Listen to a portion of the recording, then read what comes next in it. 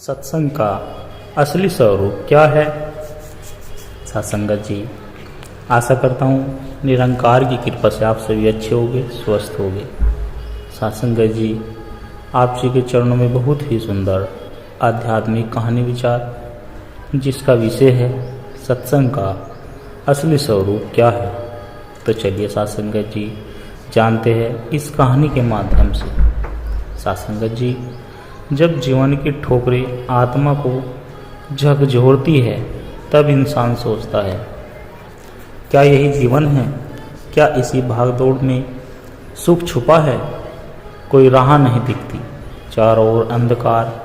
ऐसे ही एक अंधेरी रात में एक साधारण सा इंसान अपने जीवन के सबसे कठिन मोड़ पर एक ऐसे द्वार पर पहुंचा जहां लिखा था सत्संग भवन।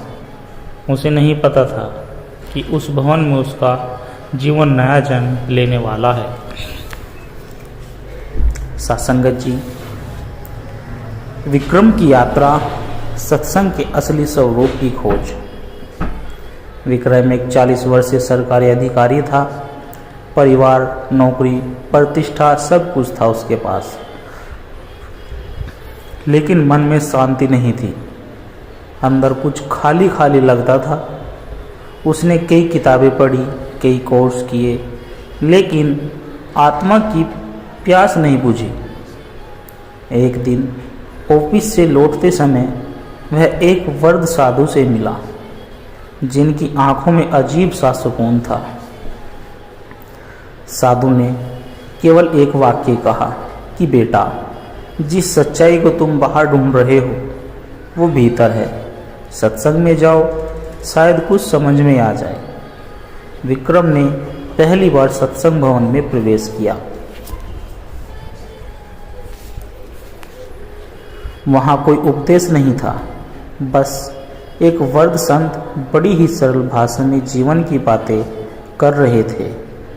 जैसे गंदे पानी को साफ करने के लिए उसे फिल्टर करना होता है, वैसे ही मन को साफ करने के लिए सत्संग जरूरी होता है।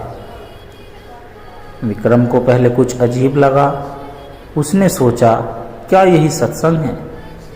बस बातें करना। पर जब वह वहाँ नियमित जाने लगा, धीरे धीरे उसे समझ में आने लगा कि ये बातें नहीं हैं, ये जीवन के बीज है। एक दिन सत्संग में एक विधवा महिला ने अपनी आप बीती सुनाई, कैसे सत्संग ने उसे आत्महत्या से बचाया। विक्रम की आंखों में आंसू आ गए।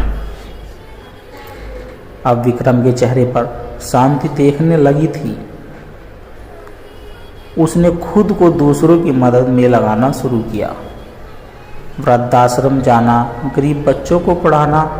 सत्संग में अब वह केवल सुनता नहीं था, जीता था। एक दिन सत्संग में संत ने कहा, सत्संग वो आईना है जिसमें आत्मा पूरा चेहरा देखती है। विक्रम की पत्नी गंभीर रूप से बीमार हो गई। अस्पताल में इलाज के दौरान उसने अपनी शांति नहीं खोई। डॉक्टर भी हैरान थे कि इतनी कठिन घड़ी में भी यह व्यक्ति इतना स्थिर कैसे है। उसने मुस्कुराकर कहा, सत्संग ने मुझे सिखाया है कि ईश्वर की इच्छा में विश्वास रखो। एक दिन विक्रम से एक युवा ने पूछा, भैया सत्संग क्या है? क्या होता है सत्संग? विक्रम ने कहा, सत्संग वो दीप है जो अंदर के अंधेरे को जलाकर प्रकाश करता है। ये सिर्फ प्रवचन नहीं, जीवन की दिशा है। सत्संग वो संग है जहाँ सत्य का संग मिलता है, और सत्य जब हृदय में उतरता है तो जीवन बदल जाता है।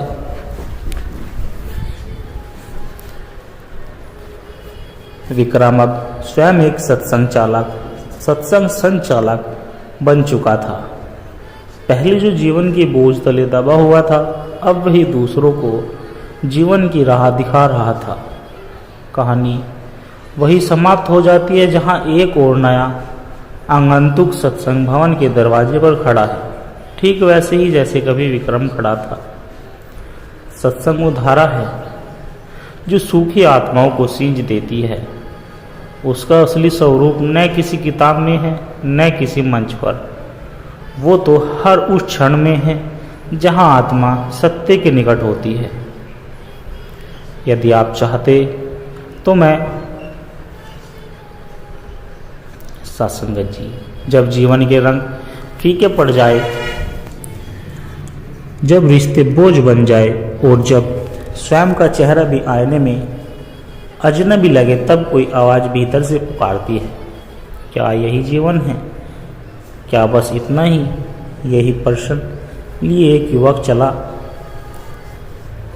अपने भीतर के अंधेरे को रोशन करने के लिए, और वह उस स्थान पर जा पहुंचा जहां न कोई शोर था और न कोई दिखावा, बस शांति थी। सत्संग यही है हमारी कहानी भीतर का दीपक।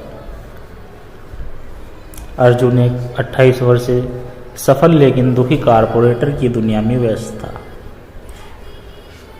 ऊपरी तौर पर सब कुछ है, गाड़ी, पैसा, सोशल मीडिया, सब प्रसिद्ध, लेकिन रात को अकेले में उसे घुटन होती है। एक दिन दादी की डायरी में उसे एक पुरानी लाइन मिली, जब जीवन दिशाहीन लगे सत्संग का दीप जलाना। वह सोच में पड़ जाता है, क्या वास्तव में सत्संग कोई हल दे सकता है? अर्जुन एक छोटे से गांव में एक सत्संग समारोह में जाता है। वहाँ कोई मंच, लाइटिंग, बड़ा प्रवचन नहीं देते, बस एक साधारण सी कुटिया में एक वृद्ध संत बाबा शांतानंद, बाबा बोलिए बेटा, सत्संग वो है जहाँ तुम खुद से मिलो, न कि दिखावे से। अर्जुन उलझन में होता है, लेकिन कहीं भीतर कुछ हिलता है। अर्जुन शहर लौट रहा था, लेकिन अब वह भीतर से बेचैन था। उसका मन अब मोबाइल, पार्टी और सोशल मीडिया में नहीं लगता था। हर बार वह फिर गांव लौटता है। इस बार वह बाबा के पास बैठता और पूछता, बाबा क्या सत्संग केवल प्रवचन सुनाना है? बाबा मुस्कुराकर कहते, नहीं बेटा, सत्संग आत्मा की मिट्टी है जिसमें तुम खुद को बोते हो। बाबा अर्जुन को गांव के बच्चों को पढ़ाने, वृद्धों की सेवा और आत्मनिरीक्षण के लिए कार्य में लगाते हैं। अर्जुन का मन अब धीरे धीरे निर्मल होने लगता है। एक वृद्ध कहता है, बेटा, सत्संग की असली शुरुआत सेवा और समापन आत्मज्ञान है। शहर में अर्जुन को बड़ी जॉब ऑफर मिली, बहुत पैसे, विदेश भेजने का मौका। अर्जुन भ्रमित रहा। होता है बाबा कुछ नहीं कहते, बस एक बात बोलते हैं, जो चमकता है वो सच नहीं होता, जो शांत करता है वह सत्संग होता है। अर्जुन उस ऑफर को छोड़ देता है। वह निर्णय करता है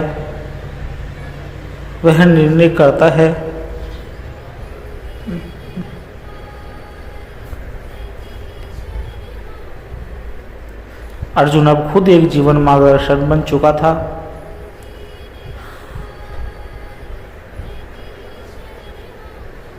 वह गांव में एक सत्संग संस्था शुरू करता है। वहाँ कहीं ऊंची बातें नहीं होती, सिर्फ सुनाना, समझना और जीवन में उतरना। एक दिन एक युवक ने उससे पूछा, भैया सत्संग क्या है? अर्जुन जवाब देता है, सत्संग वो है।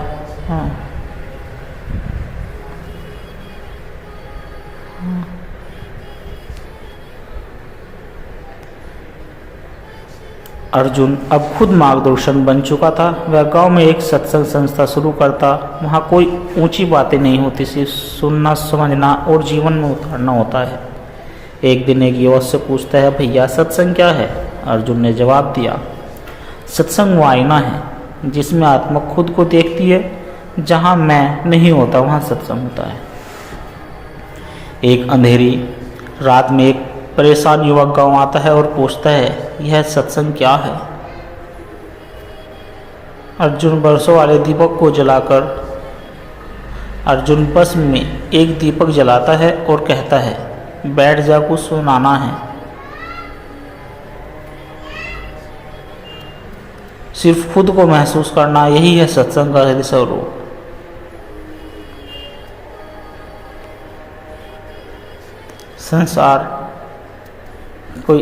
संसार कोई आयोजन नहीं, सत्संग आत्मा की ऋतु है।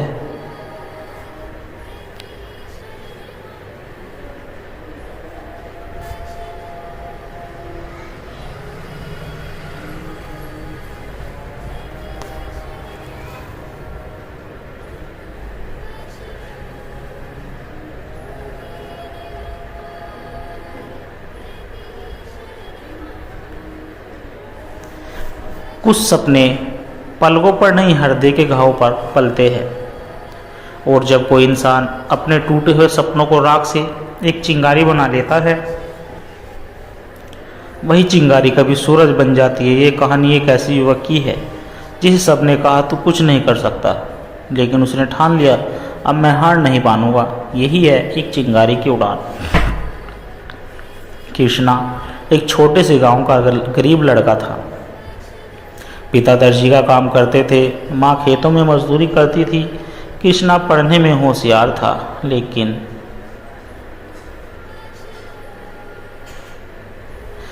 हालात हर दिन उसे तोड़ते थे। स्कूल की फीस भरने के लिए कभी बर्तन धोए तो कभी खेतों में काम किया। एक दिन स्कूल में टीचर ने कहा, तुम जैसे लड़के कभी नहीं कर सकते। उस दिन कृष्णा रोया बहुत, बस एक बार।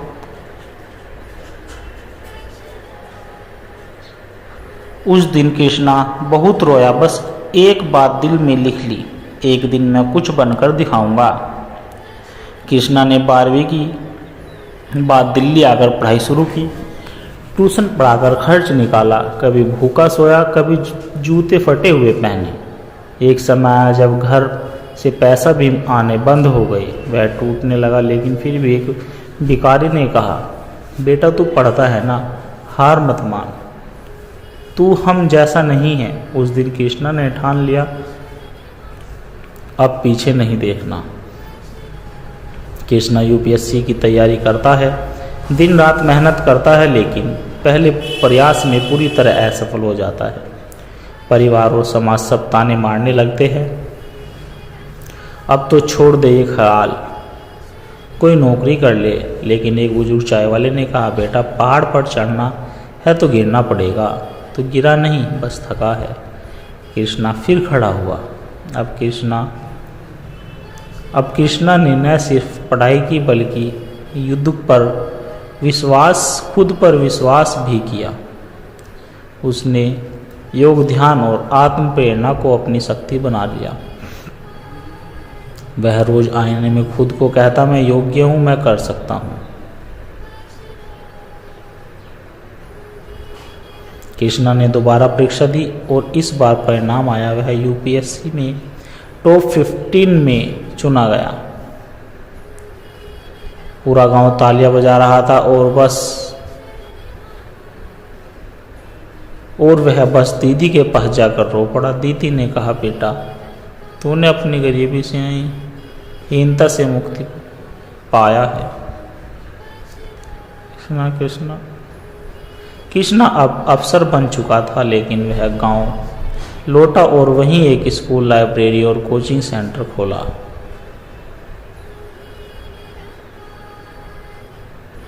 एक बच्चा उससे पूछता है, भैया आप इतने बड़े बन गए कि गांव क्यों आए?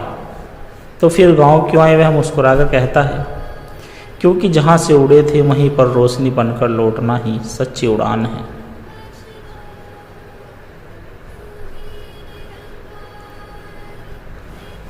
प्रभु की खोज। जब जीवन में सब कुछ होते हुए भी मन खाली लगे, जब भीड़ में भी अकेलापन घेर ले और जब भीतर कोई पुराने मकान लगे, कहीं कोई है जो मेरी सुन रहा है, तब आत्मा ईश्वर की खोज में निकल पड़ता है।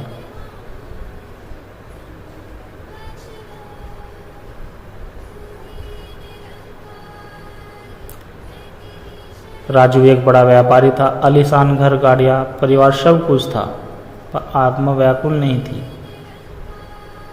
किसी से कह नहीं सकता था, किसी से कह नहीं सकता था कि वह टूट रहा है।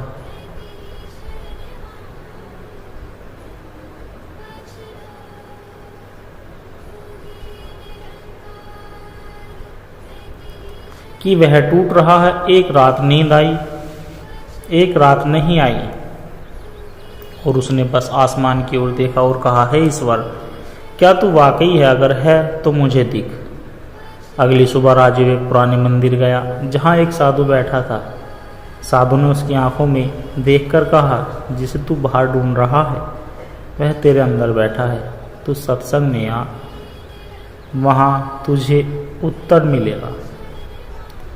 राजीव सत्संग में जाता है, कोई उपदेश नहीं, बस आत्मा की बातें, मन का शुद्धिकरण।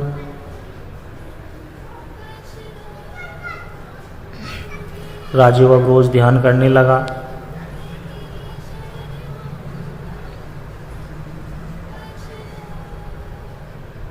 मन का शुद्धिकरण, माया भ्रम और आत्मा का संबंध परमात्मा से। एक संत कहते हैं, ईश्वर को पाना है तो पहले मैं को मिटाना होगा। मैं नहीं रहेगा तभी वह प्रकट होगा। राजीव अब रोज ध्यान करने लगा, झूठ धोखा छोड़ दिया, अपने कर्मचारियों से प्रेम से बात करने लगा। एक दिन उसकी पत्नी ने कहा, तुम पहले जैसे नहीं रहे, अब तुम्हारी आंखों में शांति, क्या ये सत्संग का असर है? राजीव मुस्कुराया, नहीं, यह आत्मा की पुकार का उत्तर है। राजीव अब जरूरतमंदों की सेवा करने लगा, भूखों को खाना, गरीबों को पढ़ाई और वृद्धों के लिए सहारा।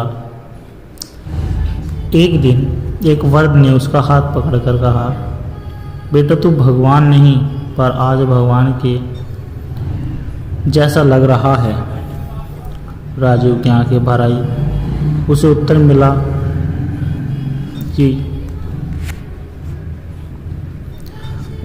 मिला कि प्रभु सेवा में है।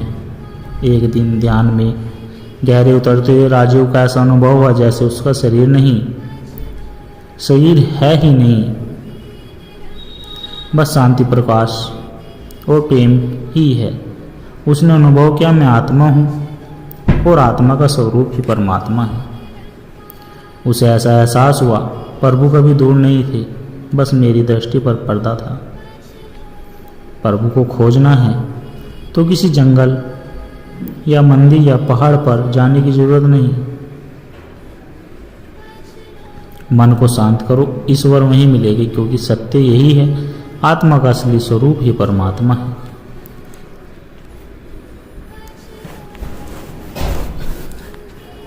गरीब मगर सच्चा। माधव एक छोटा सा दूध वाला था, शहर के अमीर लोगों की तरह चालाक नहीं, लेकिन बेहद ईमानदार। दूध में कभी पानी नहीं मिलाता था, वजन में कभी धोखा नहीं देता। लोग मजाक उड़ाते, अरे माधव, ये जमाना बेईमानों का है, तू कहाँ टिकेगा? माधव बस मुस्कुराकर बोले,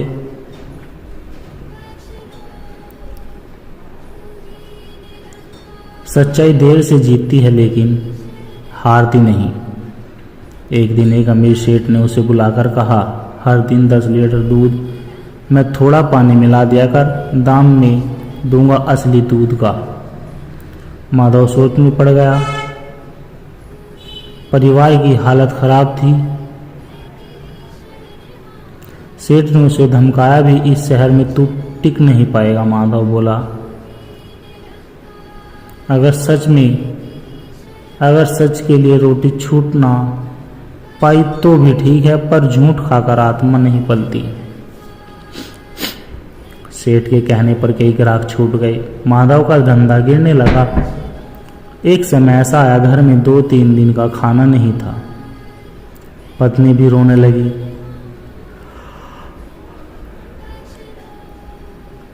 तुम भी दूसरे लोगों जैसे बन जाओ, हमें भी जीना है। माधव चुप रहा, लेकिन अंदर से टूटा नहीं। एक दिन एक साधु बाबा माधव से दूध लेने आए और बोले, मुझे तेरा चेहरा सच्चा लगा, क्या तू दूध में कुछ मिलाता है?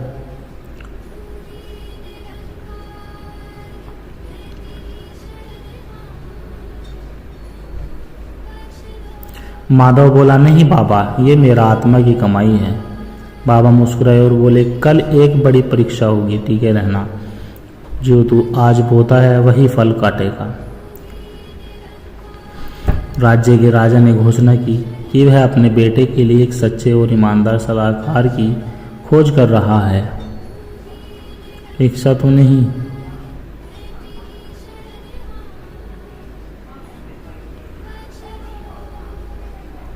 हर दुकानदार को 1 लीटर दूध बराबर भेजना था। अधिकतर लोगों ने पानी मिला लिया था, पर माधव ने शुद्ध दूध भेजा। राजा ने सभी दूध के सैंपल टेस्ट कराए। सिर्फ एक ही दूध पूरी तरह शुद्ध था, वो था माधव का। राजा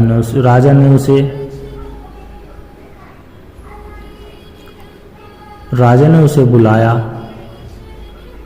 पैसे, तेरी ईमानदारी ने आज तुझे वहां पहुंचा दिया जहां लोग पैसा देकर भी नहीं पहुंचते। माधव को दरबार में सम्मान मिला और जीवन भर के लिए सेवा का अवसर मिला। झूठ तत्कालिक लाभ देता है, पर अनंत पतन का कारण बनता है। सच्चाई भले ही धीमी हो, लेकिन उसका फल अमर होता है। यही है ईमानदारी का असली इनाम।